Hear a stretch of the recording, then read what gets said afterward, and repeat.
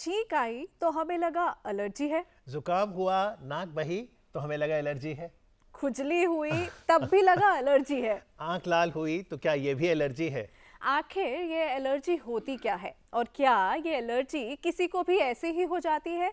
आइए आज एलर्जी को थोड़ा बेहतर समझते हैं, जिस पर बातचीत के लिए हमारे साथ स्टूडियो में मौजूद हैं डॉक्टर नीरज। नमस्कार, आपका नमस्कार। स्वागत है। डॉक्टर नीरज गुप्ता एलर्जिस्ट और पीडियाट्रिशियन हैं सर गंगाराम हॉस्पिटल में।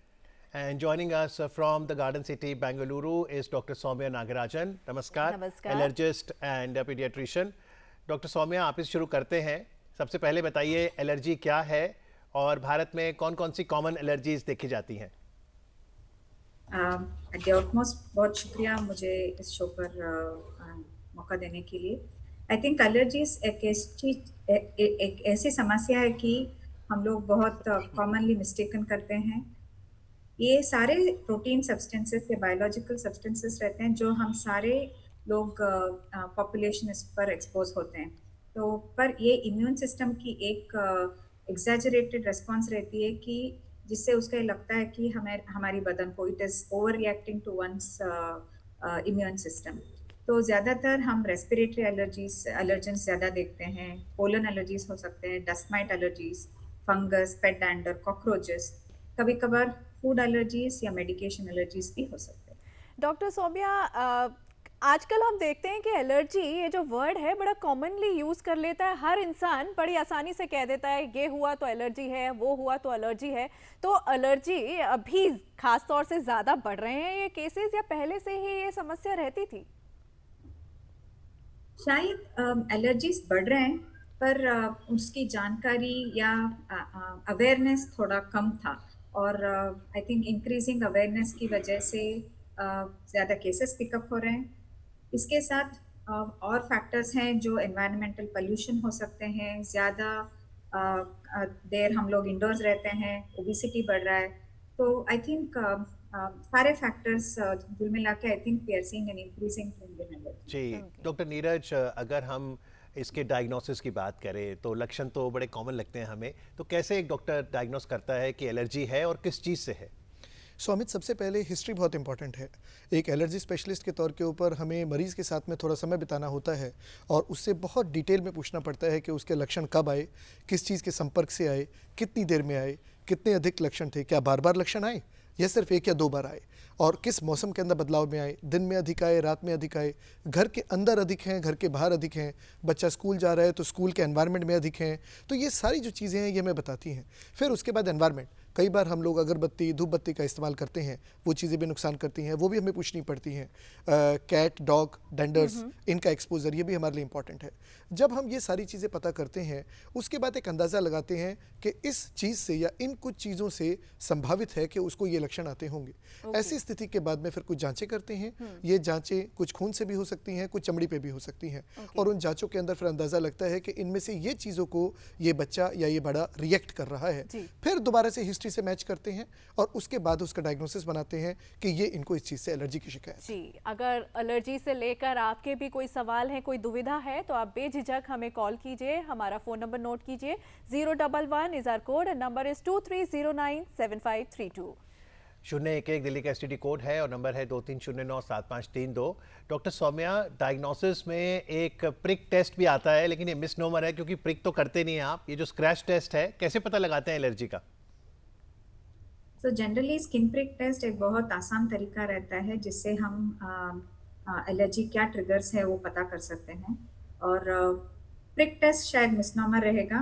तो जनरली ये टेस्टिंग सॉल्यूशंस जो एलर्जेंस डॉक्टर नीरज भी हाईलाइट कर रहे थे कि उनको हम स्किन पर एक एक बूंद डाल के हल्का सा स्क्रैच करते हैं। 15-20 मिनट के बाद जहाँ पर सूजन होता है, लाल होता है, कि हमें मालूम होता है कि उस चीज़ से उनको रिएक्शन है। Again positivity on the test, इसका ये मतलब नहीं है कि वही एलर्जी है।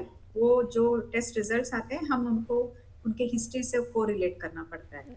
तो बट जनरली ये बहुत आसान तरीका रहता है कि किस चीज़ से एलर्जी है उसे पता करना। जी, डॉक्टर नीरज, एक शब्द हम अक्सर सुनते हैं, इंटॉलरेंस। तो इंटॉलरेंस और एलर्जी दोनों एक ही चीज़ है या अलग अलग कंडीशंस है? तो दो चीज़ें हैं, ये दोनों चीज़ें अलग अलग हैं। इनटॉलरेंस जो है, जैसे आप किसी चीज़ को बर्दाश्त नहीं करते, जैसे मान लीजिए आपने दूध पिया, दूध पीने के बाद में किसी को थोड़ा सा पेट फूल जाना, किसी को थोड़ी उल्टी की सेंसेशन होना, ये इनटॉलरेंस है। Okay. लेकिन उसी के मुकाबले अगर एलर्जी है तो एलर्जी के अंदर उस चीज़ के अंदर जो प्रोटीन की मात्रा है उसके लिए हमारा इम्यून सिस्टम उसको ओवर रिएक्ट करता है। तो हमारे लक्षण किसी भी जगह आ सकते हैं। ये लक्षण जो है, चमड़ी के ऊपर दाने आना, खुजली के Okay. दाने होना, सांस फूलना, खांसी होना, छींके आना, नाक बहना, और कभी कभी ये जानलेवा भी हो सकता है। ओके, तो जब बाय बर्थ मतलब जब कोई बच्चा जन्म लेता है तो क्या उस टाइम पर भी कुछ ऐसे टेस्ट किए जाते हैं जिससे पता चल जाए कि उसको इंटॉलरेंस है या उसको एलर्जी है किसी चीज़ से? तो सबसे पहले हमें ये समझना है कि अगर किसी को कोई लक्षण नहीं है तो एज ए स्क्रीनिंग कोई टेस्ट नहीं करना होता है। अच्छा। किसी टेस्ट की कोई वैल्यू नहीं है। ओके। ये एलर्जी जो है जेनेटिक कारण, अगर किसी के माता पिता में, दादा दादी में किसी के अंदर किसी किस्म की एलर्जी कभी रही है तो उस बच्चे को किसी भी तरीके की एलर्जी, जरूरी नहीं सेम, किसी भी तरीके की एलर्जी होने के चांसेस अधिक होते हैं। उसके बाद एनवायरमेंटल फैक्टर्स, जैसे डॉक्टर सौम्या ने भी गिनाया कि हमारा जो विकासशील जो देश है, अभी जो विकसित हो रहे हैं, वो चीज़ें जब बढ़ रही हैं, पॉल्यूशन की मात्रा बढ़ रही है, खाने पीने के अंदर अब डिफरेंट वैरायटीज़ आने लगी हैं, और हम जॉइंट फैमिली से न्यूक्लियर फैमिली और न्यूक्लियर फैमिली से सिंगल फैमिली की तरफ जा रहे हैं, पेट्स इंडोर आ रहे हैं, हम लोग इंडोर में ज़्यादा टाइम बिताते हैं। तो ये जो सारी चीज़ें हैं, इन सब चीज़ों से इन्फेक्शंस धीरे धीरे कंट्रोल हो रहे हैं, एलर्जीज धीरे धीरे बढ़ रही हैं। जी, तो डॉक्टर सौम्या, एक तो है संवाद, जैसा डॉक्टर साहब ने कहा, दूसरा है हम डायग्नोसिस में स्क्रैच टेस्ट या ब्लड टेस्ट, लेकिन क्योंकि एआई का ज़माना है और आर्टिफिशियल इंटेलिजेंस हम सबके जीवन को तेज़ी से बदल रही है, तो क्या एआई का इस्तेमाल भी हो सकता है एलर्जन की डिटेक्शन में? डेफिनेटली आई थिंक हिस्ट्री और ब्लड टेस्ट कुल मिला के I think upcoming AI technologies भी है जो हम इस्तेमाल करके डायग्नोसिस को और बेहतर बना सकते हैं।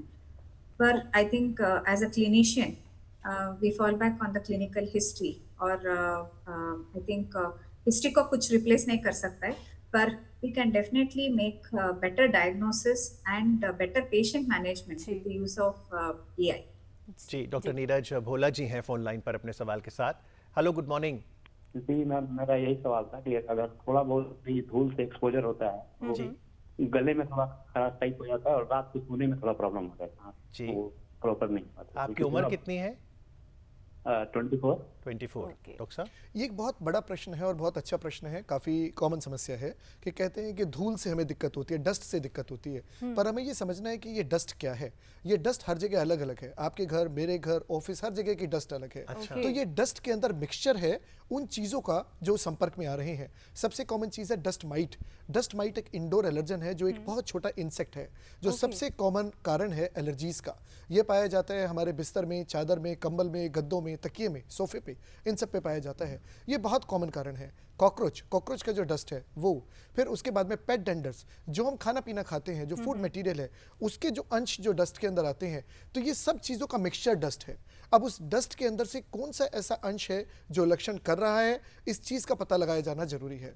तो डस्ट अकेला अपने आप में एक कॉम्प्लेक्स मिक्सचर है, ये एक सिंगल एलर्जी का पर कारण एक कमरे में अगर 5 लोग बैठे हैं, 4 ठीक हैं, एक को एलर्जी हो रही है, कई बार हमें लगता है इस व्यक्ति की इम्यूनिटी कम है, बट कम नहीं है, आप कह रहे हैं इम्यूनिटी ज़्यादा है, तभी प्रोटेक्शन के तौर पे एलर्जी का रिएक्शन है। बहुत बहुत अच्छा और बहुत सही आपने पकड़ा है इसको, कि बिल्कुल सही चीज़ है कि ये हमारे अंदर से चीज़ आती है। जैसे for an example dust might है। अब डस्ट माइट जो है, अगर देखें हम जहाँ बैठे हुए हैं वहाँ पे हर जगह पे डस्ट माइट होगा, लेकिन उसके अंदर से कोई एक व्यक्ति जिसको एलर्जी है, वो जैसे ही एंटर करेगा उसको छींके, नाक बहना शुरू हो जाएगा। डस्ट माइट नहीं परेशान कर रही, डस्ट माइट तो सबके लिए बराबर है। उसका शरीर डस्ट माइट को फॉरेन सब्सटेंस समझ के उसको रिएक्ट करना शुरू कर देता है। तो इम्यून सिस्टम का ओवर एक्सरेशन है, ये इम्यूनो डेफिशिएंसी नहीं है, इम्यूनिटी की कमी नहीं है, नॉर्मल इम्यून सिस्टम अधिक काम कर रहा है। जी, उत्तर प्रदेश से हमारे साथ विवेक जी जुड़े हैं। नमस्कार, क्या सवाल है आपका विवेक जी? हाँ मैम, मेरी प्रॉब्लम ये है कि जैसे मैं बात करता हूँ तो बात करने के बाद स्किन पे रेड कलर के रैशेस टाइप के हो जाते हैं, या कोई कभी जैसे कोई इंसेक्ट भी अगर कुछ काट ले तो भी रैशेस टाइप हो जाएंगे, या किसी ने बहुत ज्यादा तेजी से हाथ भी पकड़ लिया टाइट करके तो भी मुझे पूरी बॉडी में इचिंग टाइप तो की। ये या आपको अभी हाल फिलहाल में ये दिक्कत हुई है, पहले से ही है? नहीं मैम, ये पहले से ही है, इस प्रॉब्लम को हो गया 3 से 4 इयर्स हो गया, मगर कंटिन्यू नहीं है, बीच में बंद हो जाती है फिर दोबारा आ जाती है।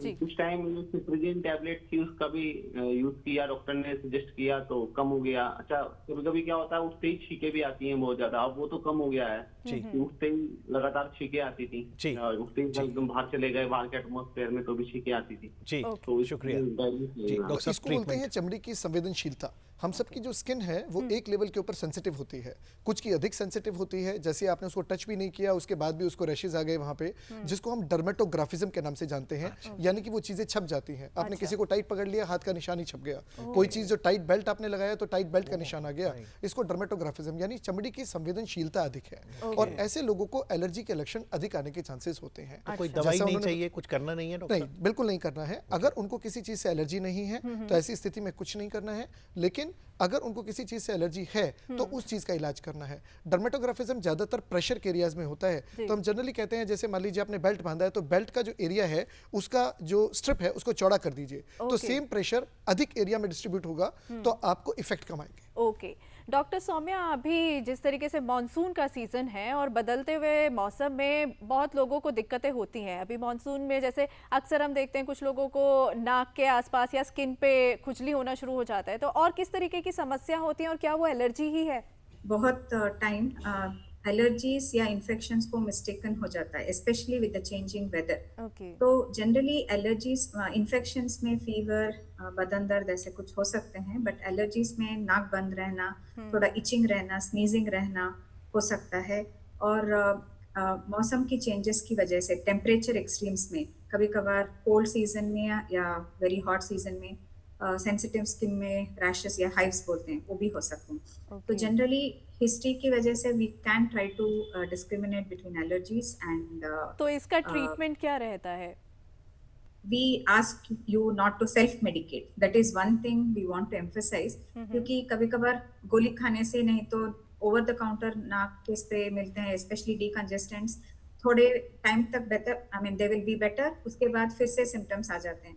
तो if the symptoms are severe persistent, please seek specialist care. जी, इस समय संतोष जी हैं फोन लाइन पर। हेलो जी मैम, मैं सवेरे सोकर उठता हूँ ना, जी। हाँ जी। प्रतिदिन मेरे को ठीक बहुत आती है जी। जी, 6 बार 7 बार लगातार आती है मैम, प्रतिदिन प्रतिदिन। जी, फिर क्या करते हैं आप? फिर कुछ देर बाद छींक आने के बाद कुछ देर बाद शांत हो जाता है मैम, प्रतिदिन आता है ये, लगातार नाक बहने लग जाता है सवेरे सवेरे। जी। जी। तो ये बहुत ही टिपिकल लक्षण है डस्ट माइट का। जैसे मैंने आपको बताया कि डस्ट माइट एक इंडोर एलर्जन है, और ये डस्ट माइट क्या होता है कि हमारे बाल से भी थोड़े छोटे आकार का होता है, हमें दिखाई नहीं देता।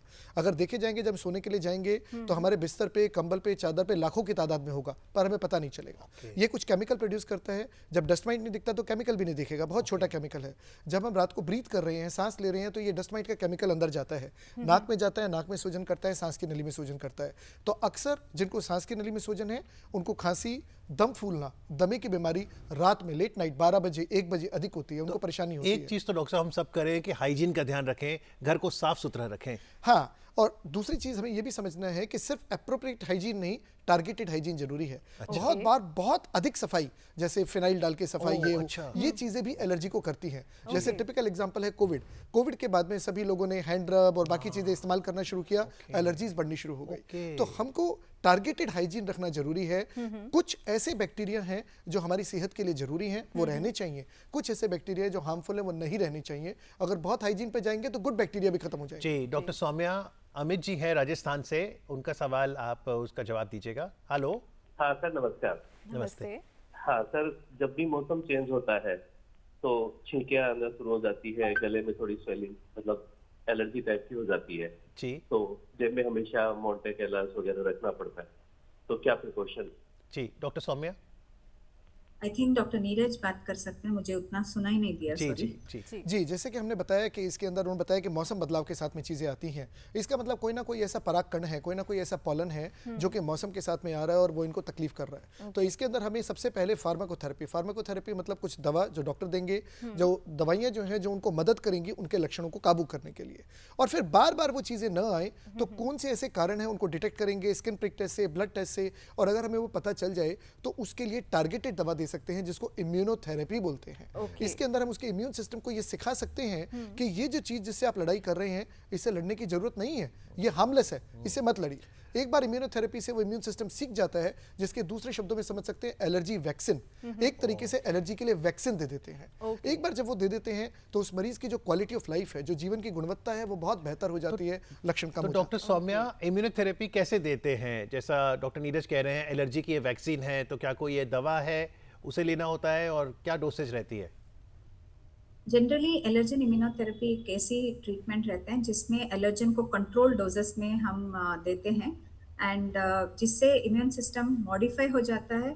जिस चीज़ से एलर्जी है उसकी सिवियरिटी कम होता है and it gives protection against development of newer allergies. Okay. तो ये ज़्यादातर हम रेस्पिरेटरी एलर्जीज और इंसेक्ट वीनम एलर्जीज में यूज़ करते हैं। ओके डॉक्टर सौम्या, आपने अभी सीवियरिटी की बात की, तो इसको कैसे समझें कि सीवियर सिम्टम्स अब हो रहे हैं और वो बहुत ज़्यादा घातक साबित हो सकते हैं?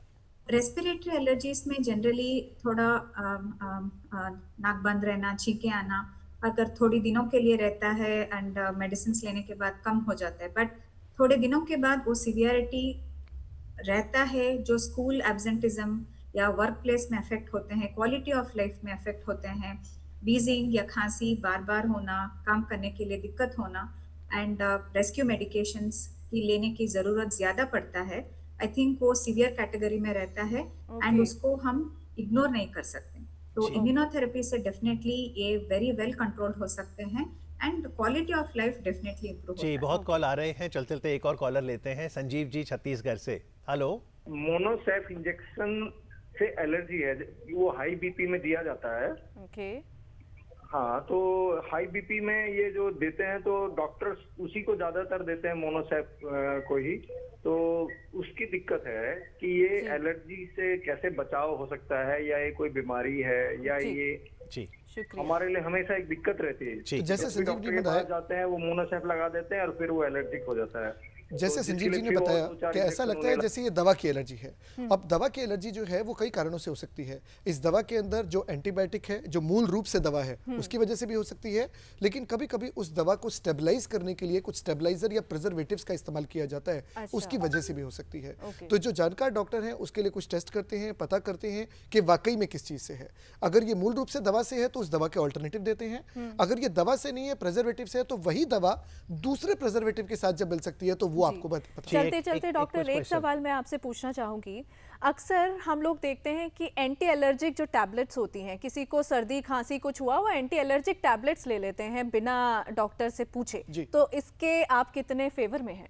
बिल्कुल नहीं लेना चाहिए। जैसे डॉक्टर साहब ने भी बताया, डॉक्टर सौम्या ने, कि over the counter medicine, self medication, ये हार्मफुल है, नुकसानदायक है। ये लक्षणों को थोड़े समय के लिए दबा सकते हैं, लेकिन जो अंदर चीज़ें चल रही हैं उसको ठीक नहीं करते। आप एक तरीके से आंखें बंद कर लेते हैं जो अंदर चीज़ें चल रही हैं उसके लिए, और वो अंदर की चीज़ें फिर बाद में गंभीर रूप ले लेती हैं और वो अल्टीमेटली लाइफ की गुणवत्ता को कम करती जी, हैं। Quiz question. इन्फेक्शन को तो हिंदी में संक्रमण कहते हैं, एलर्जी को हिंदी में क्या कहते हैं? एलर्जी को बड़ा इजी आंसर है, अच्छा, समस्या। इसको एलर्जी कहते हैं डॉक्टर तो साहब। एलर्जी कहते हैं। डॉक्टर सौम्या, 8 जुलाई तो वर्ल्ड एलर्जी डे है, चलते चलते क्या कहेंगे आप? आई थिंक एलर्जी की बर्डन ज़्यादा हो रहा है।